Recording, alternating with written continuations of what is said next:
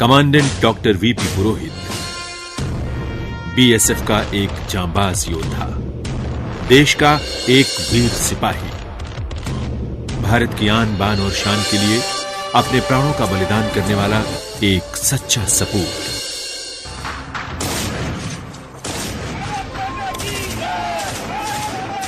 अपनी नौकरी के दौरान जम्मू कश्मीर के जिस इलाके में वीपी पुरोहित की पोस्टिंग हुई, वहां से आतंकवादियों का सफाया उनका सबसे पहला काम होता था। वीरता और नेतृत्व की कई कहानियां लिख चुके थे वो।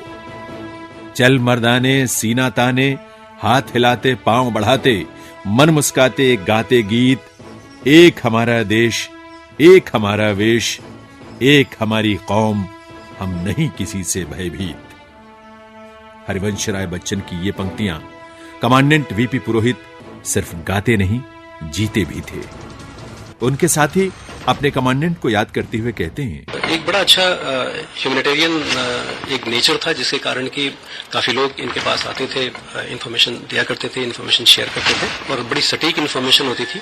और उसके कारण हम लोगों ने इनके अंडर कमांड में बहुत बढ़िया तरीके के ऑपरेशंस करे, जिसमें कि हमारी बटालियन को बड़ी अच्छी कामयाबी मिली। हर काम में आगे बढ़ चढ़ के भाग लेते थे और किसी भी पार्टी में हम जब भी किसी कोऑर्डिनेशन सर्च या ऑपरेशन में जाते थे तो सबसे आगे अपनी टीम में, जो हमारी प्लाटून में सबसे आगे वही साहब नेतृत्व करते थे। 2 अगस्त 2002, बडगाम, जम्मू कश्मीर। देश विरोधी आतंकवादियों के साथ मुठभेड़ आम बात थी। उस सुबह भी आतंकवादियों के साथ मुठभेड़ हुई थी।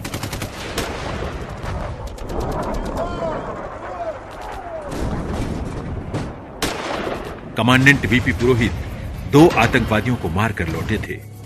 प्रेस ब्रीफिंग हो रही थी, तभी खबर मिली, कुछ आतंकवादी मालपुरा गांव में छिपे हुए हैं, खबर पक्की है। वीपी पुरोहित उस जगह पहुंच गए। मकान को घेर लिया गया।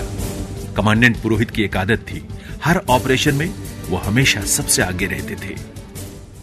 उस दिन भी उन्होंने यही किया। वो मकान की तरफ आगे बढ़े। कवर फायर दे रहे थे हेड कांस्टेबल के हुडा।